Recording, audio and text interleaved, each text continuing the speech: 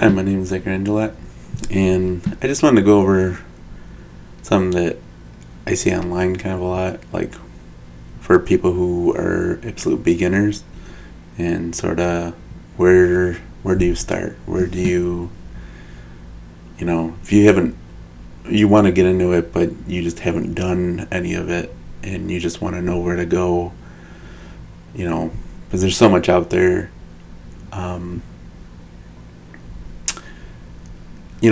Personally, I think one of the first things you should do then, just as a starting off point, kinda, is learn a little bit of JavaScript. Just because I'm not a fan of JavaScript, but it has no setup, and you can make things that are visually pleasing, and the concepts that go on with it are very off the cuff. It's not so structured, and there isn't these. It can get complicated, but there isn't all these crazy complicated things until you start getting into frameworks or whatever. So, I'd probably start off here, and things I'd probably kind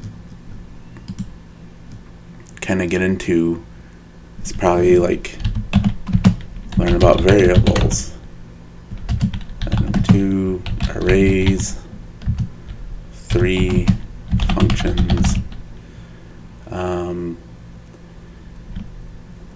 I think after that you're going to want to look for something really, really, really simple, just to even begin to understand how things get kind of manipulated or done. One concept you pretty much have to learn in any language is holding things in the memory. And basically, this var keyword just means basically hold this thing in the memory under a certain name. And it could be, anything, cat. And so you have to hold something into memory called cat. And so you do cat equals, silly. And in order to show it, you do this, console.log, which just means to log it. And see, silly, you just hit run. I'll leave a link to this JS fiddle in the notes, but it's just a way so that you don't have to set up anything, you don't have to get into the weeds of anything. You can be on Windows, Linux, whatever. You can just begin to save stuff into memory, basically. And once you begin to understand that concept, sorta, you can start making things called functions. And, you can name it whatever.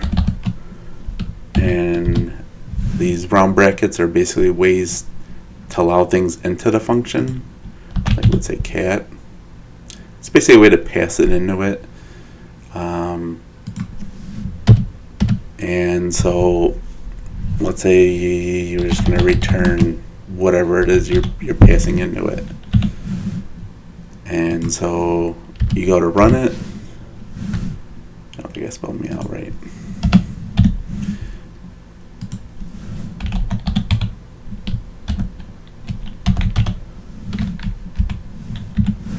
And in order to show it, we do the console.log.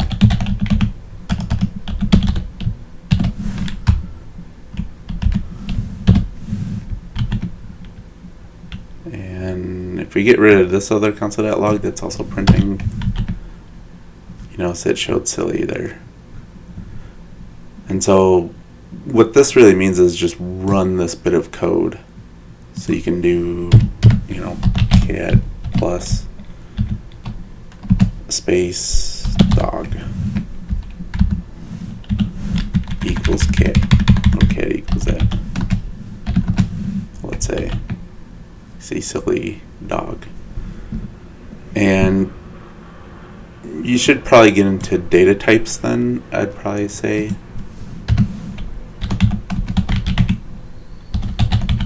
It's a good kind of a thing to understand with like strings, integers. I guess in JavaScript there's number. I mean, different languages have different data types. So then where do you go from here now? I would look to see how you can change the data on a web page. And how do you do that? I know in JavaScript, even though we're getting really into JavaScript here, you would do, I think it's inner HTML.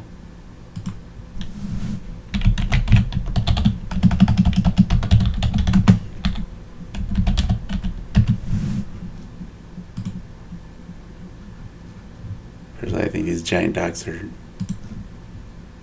terrible. Yeah, so something like this.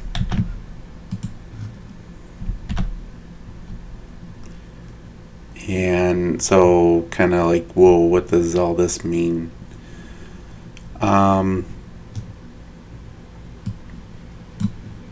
Basically what this means is the document, which gets loaded up. It's not the window, but it's I guess you could say the content, so to speak.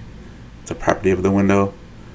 And get element by ID, what does that mean? Well, let's say you put these inside. This is HTML. I'd probably learn HTML and CSS first before I learn a programming language. But you would just set the ID to, cat, whatever. And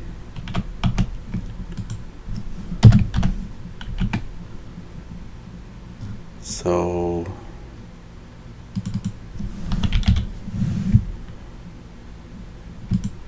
this inner HTML just basically means grab this ID from the document, which is this ID from this tag, and here's the inner HTML. You do, let's say changes. See how it did changes? So it changed the HTML tag to whatever you make it equal, say that.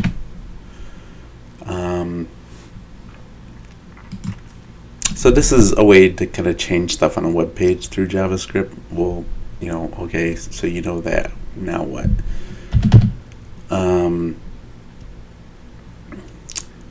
Now you can get into appending things and everything. Probably if you were looking to more get into this visual stuff, I'd look into a thing called jQuery. Some people say, oh, you don't need jQuery anymore. It's probably the smallest, easiest library ever, and just for learning is, one of the easiest things ever. A great website to sort of begin to understand or see examples of simple things is called littlewebhut.com. This shows you examples of HTML, CSS, or JavaScript and jQuery. Shows you how to kind of,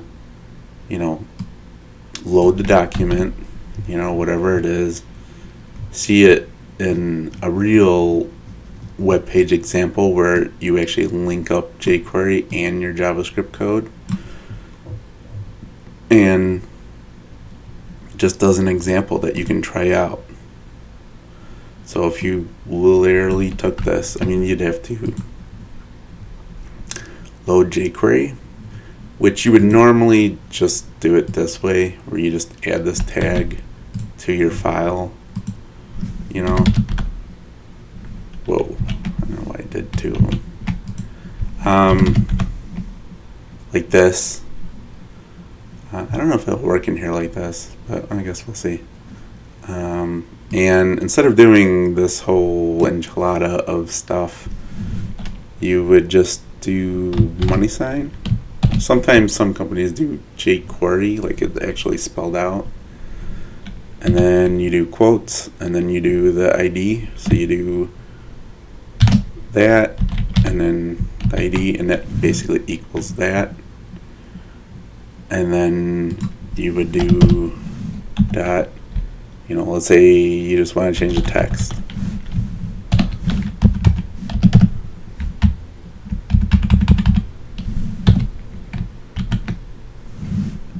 And because you can't load it this way inside JS Fiddle. This is how you would do it normally on a page. You can't load things this way.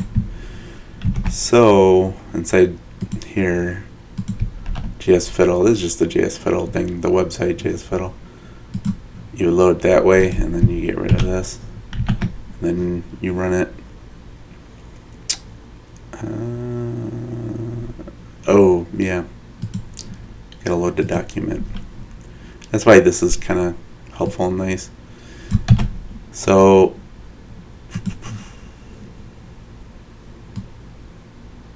let's see. Let's take that code. Do cat.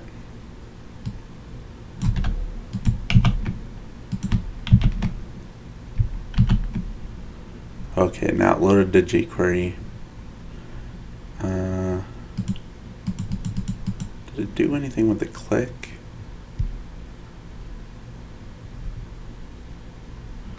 No, let's just do this. Let's just run it.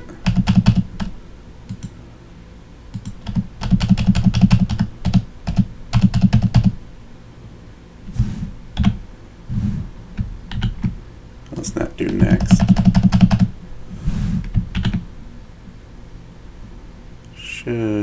It says the money sign's not.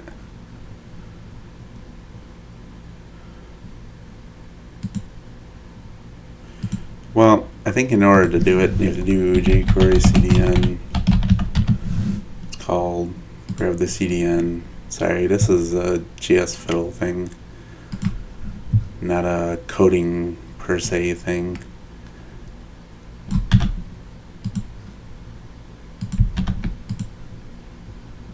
Okay, now it's loaded. Now we run it. See how it disappeared? And you can do the click event thing if you wanted. I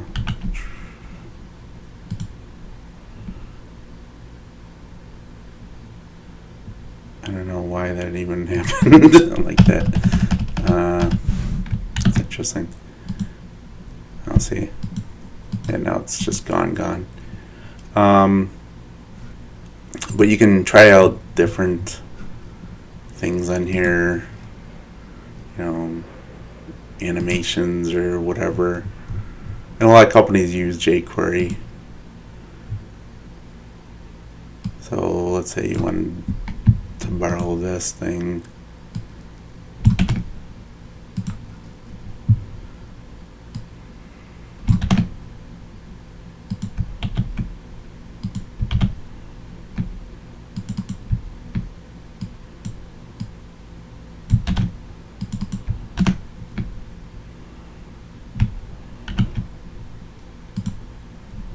Ooh.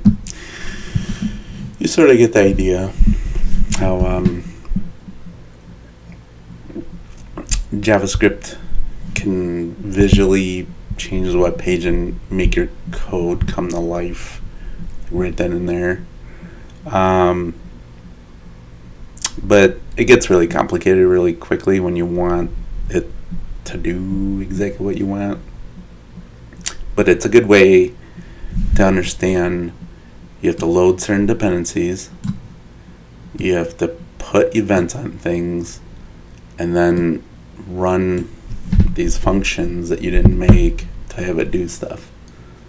It's a good primer, I think, for learning other programming languages, sorta.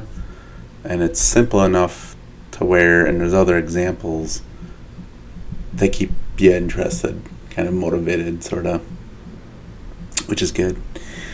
And with this JS Fiddle thing, and there's other websites to do it, but I like the JS Fiddle because it's just simple, really simple. And you could read it, the printouts and everything really easily.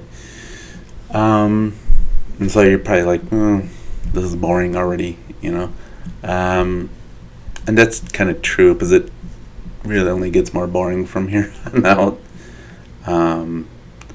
But first thing I would actually do, to be totally honest with you, I would make a button, right? And then, see how there's a button here? Well, how do I make it do stuff? Well, you would just do where it has here, button.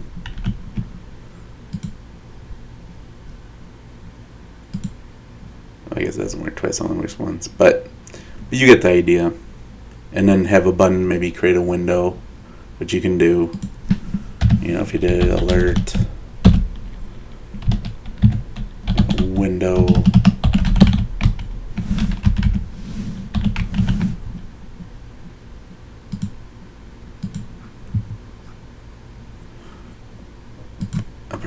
okay, now loaded.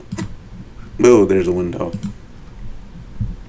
Just little things to kind of keep your mind a little bit wrapped up in stuff. There's all sorts of forums. This W3 Schools is, I think, a really good way to look at stuff, sort of, and, but it is a little boring. And so how do you get past the boringness? How do you stay motivated?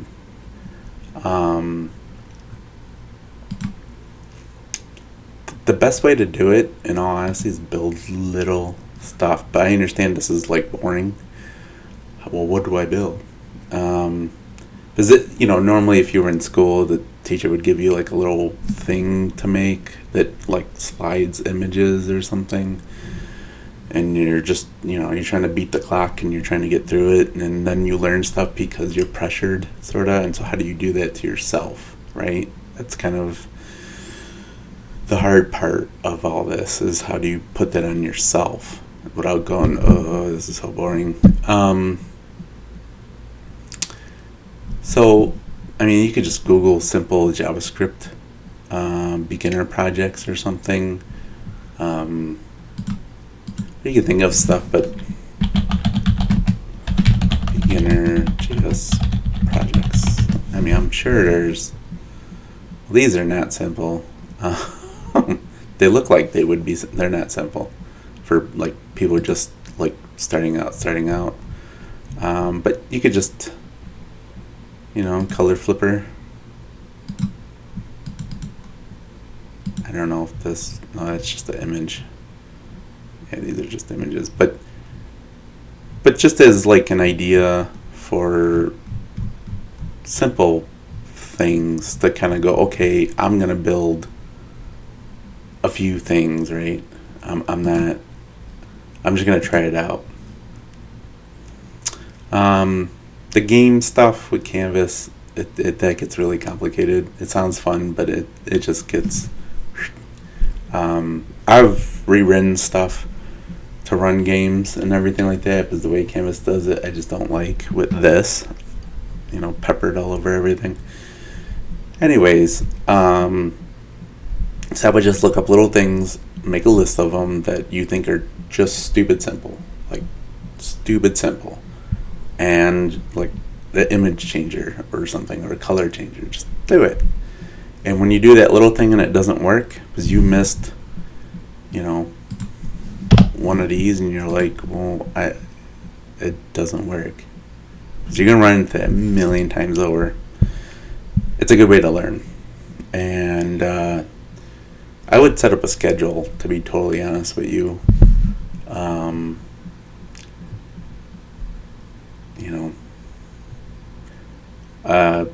A good editor, I think personally, is VS Code. And why do I think this? I'm not a Microsoft fan, but what it does kind of give you that you can do, just as a side thing, is you can do a to-do list inside your project. So how do you do this? Well, let's say you're writing some code or whatever, and you want to do, I don't know, clock. and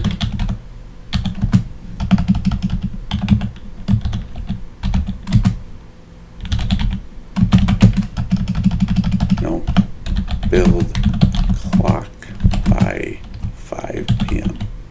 Just do something like that and see if you could do it. I don't know if you can. You don't know if you can, but try to do it.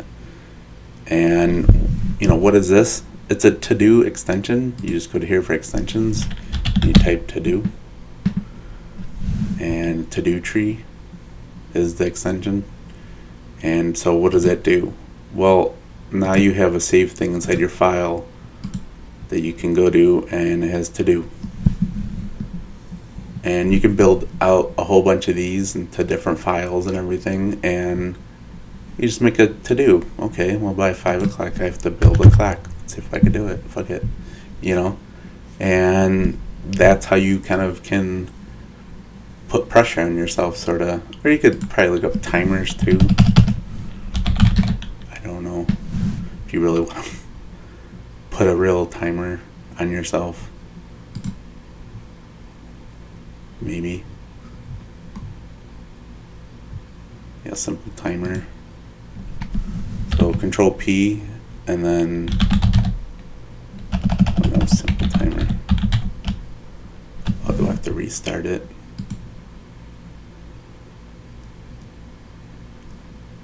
I wonder if I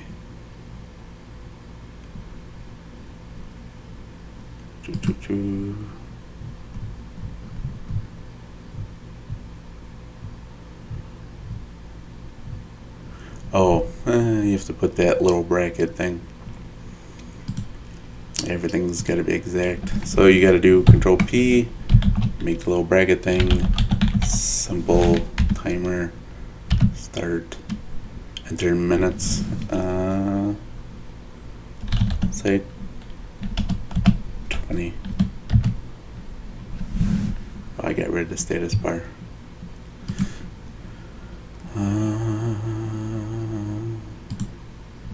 There it is. So there's a timer right down here, and you can see if you can build it in time. You have your to-do list, and just try to go at it. It's hard to keep yourself that motivated,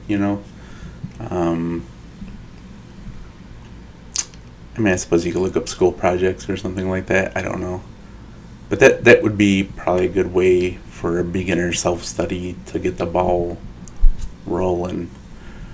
Let's say, you've been doing this and you're kind of bored, or the JavaScript just gets way out of hand. One language that I found to be really good was Go. You've probably seen it in other videos. Just go to go.dev, get started. Gives you all these instructions, or you could do a tour and just try to do the same thing, except there's a little bit different stuff to it. You can't just do, this. Like, that ain't gonna work because it's a different language and it has different rules and everything.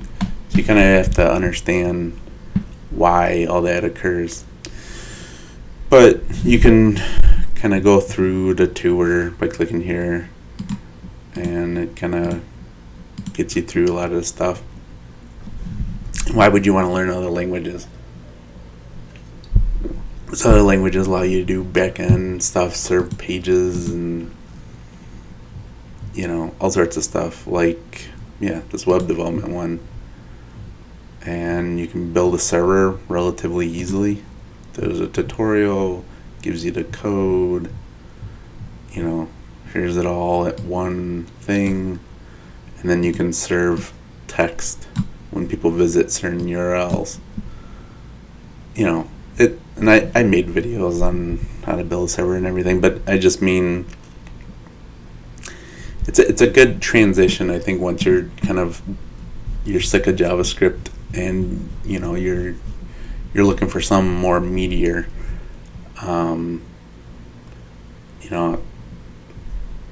I think it's a good way as a transitional thing, but you really have to do a lot of JavaScript stuff. And I mean like days and days and days and days and days of, making buttons, making, whatever it is, make a web page. And then you can use Go to serve these web pages on your own, so you could do your own thing, which I've shown in the videos. So one thing, not that this is a requirement thing, but one thing I personally liked a lot is Linux and Linux Mint is an operating system. What's an operating system? It's kind of what you use in order to open up stuff, applications and stuff. Why use Linux? It just, for me, tends to be simpler, tends to not break, at least for me. At least if you keep it to like Linux Mint, it tends not to break. Ubuntu breaks a lot. Linux Mint doesn't, even though it's on top of Ubuntu, but it's on top of major versions that were fixed kind of Ubuntu. So right now I'm doing KDE, Linux Mint 21, and you could do little change things or whatever. I mean, I don't know if that really matters that much, but I'm just trying to say that, like, you could change themes, wallpaper creator, all sorts of like goofy little things, I guess you could say, that you can do that, are interesting, kind of gets you into computer stuff. Now, another thing, let's say it's a hot day and you're just pooped, and you're just not feeling all this. You're just like, I don't even want to look at this stuff. Like, I don't care. A lot of times what I do, I'll go on YouTube and I'll look up like, Ken Thompson or something.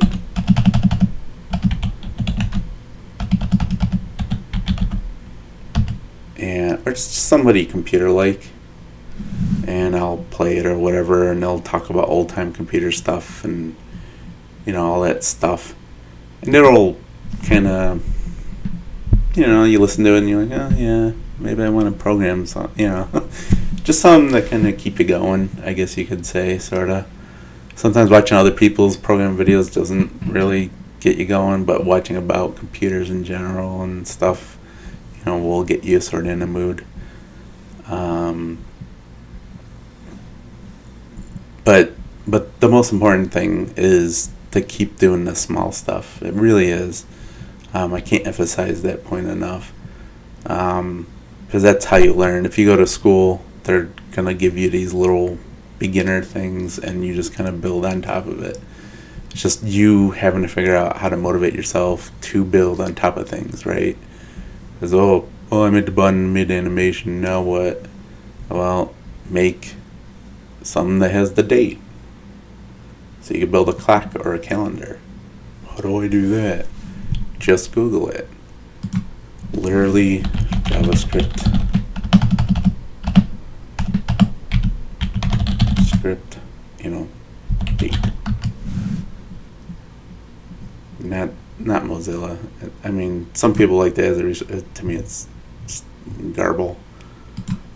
Try it yourself.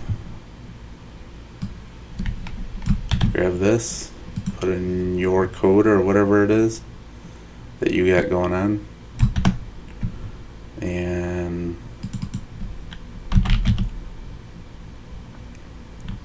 then see if it works. Run it. Boom, date.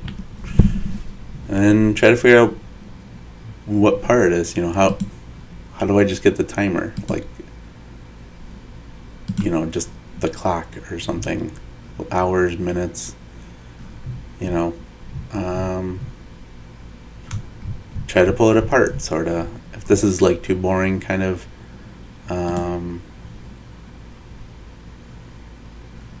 Just Google it in general. JavaScript timer.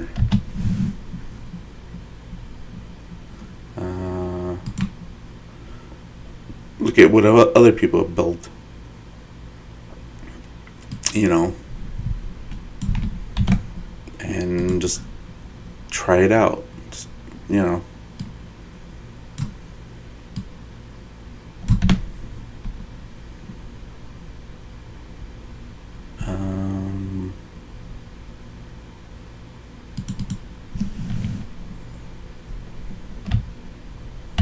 And see how you have to repeat things? And that's what gives you kind of that muscle memory.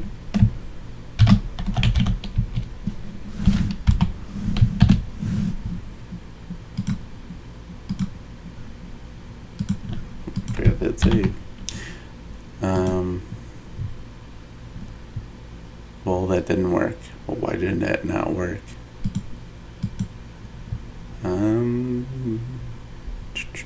Figure it out, sort of, you know.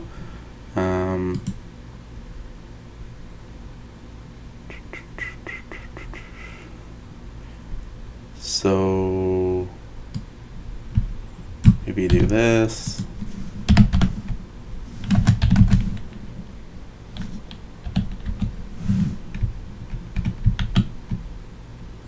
So why did it not?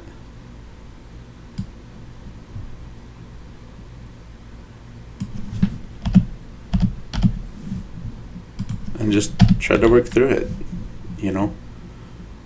Why did this not set it up for that? Oh, because this is inner HTML to that. So you would want to do text. Whoop, nope. Text 0. Get rid of this. Okay, and then actually you probably want to put this below that.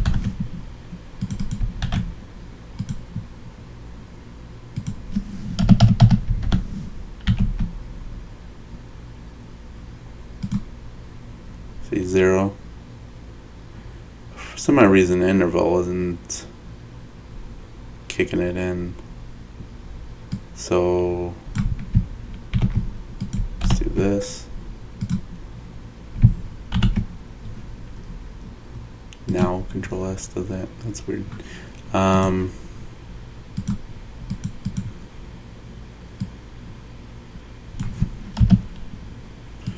This is not how that works. I don't know why it, oh, because I changed that. So text. Yeah, sometimes it takes a while to remember how different things work or whatever.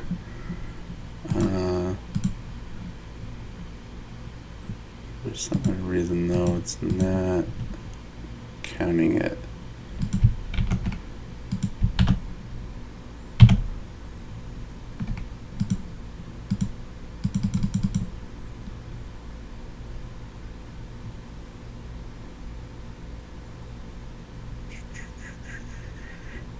What if it's because this has to be a string then?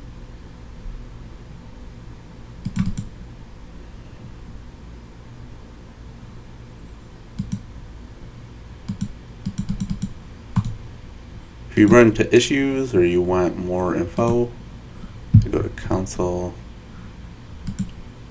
run.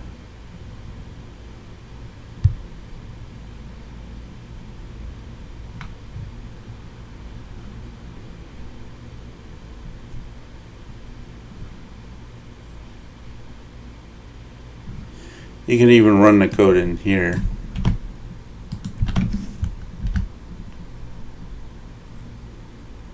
It kind of gives you a little bit more of detailed readout what's going on, sort of. Can't read property of null. So let's do this. And then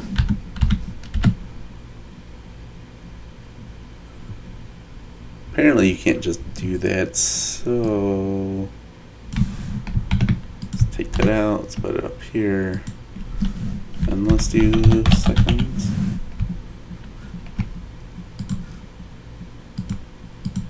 There we go. And so it just takes a little bit of I don't know, I hadn't done this in a while with the jQuery and all that. But you sort of get the idea to just try to push yourself to do little things, and you'd be surprised what you learn eventually, because it'll kind of all come back a little bit even years later. But yeah, that's where I would start, and then eventually go to Go and start to build back-end stuff. And you can start serving web pages that do this, and make it colorful, learn some CSS and HTML, whatever it is you want to do, and just go from there. And I had another video where I explain what servers are and stuff. Yeah, absorb what you can, try out what you can, and then try these little projects as much as you can. Just get immersed, and I think that's a good way to kind of get the ball rolling without having to set up a whole bunch of stuff and everything. Yeah. All right. Let me know if you need anything. Thank you.